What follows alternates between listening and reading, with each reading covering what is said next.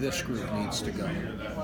You know, if we can just get targeted on the right guys and give ourselves a chance that way, I think we'll be okay.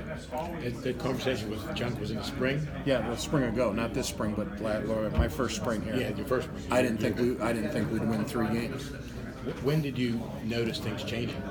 I don't. It was really an evolving process. I mean, you could see it in practice, in camp. We were starting to play better. They got a feel for the offense because we put in a lot of new run game that they had not done in the previous year, and it's just an evolving process. And really, Central Florida, we stunk. I thought we had a bad game plan. I thought we did a poor job there. Didn't really do as well as we could have. I didn't like it. I didn't like what I had put together. And who do we play next? Syracuse, maybe? Yeah. Syracuse, we pounded the shit out of Syracuse. And it's like, okay, that's really like when, those kids, you talk about leaving it all on the field. Alex Buchser left it all on the field.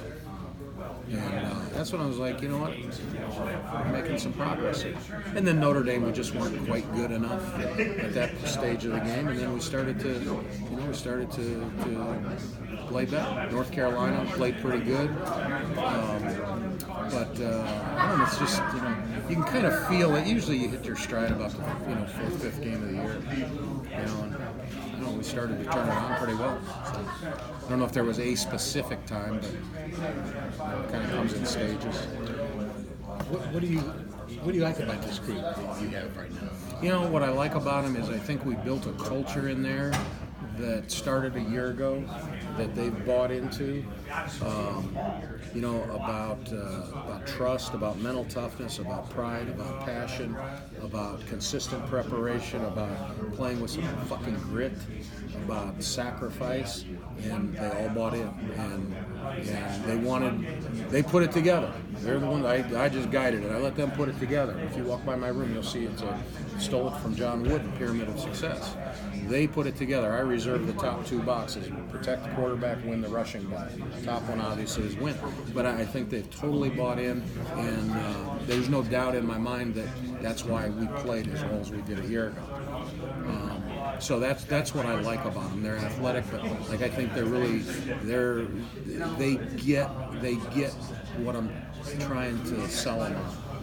That accountability, toughness, pride, passion, those things are really important, more important than any play I can draw. It seemed like, from the outside looking in anyway, that last year you had a pretty good idea who was going to play, but you weren't sure how good they were going to be. This year it seems like you've got a lot of different options where it could be a lot of different ways. I only had 5 last year, so it was pretty easy. Yeah. Because those other guys weren't even close to ready.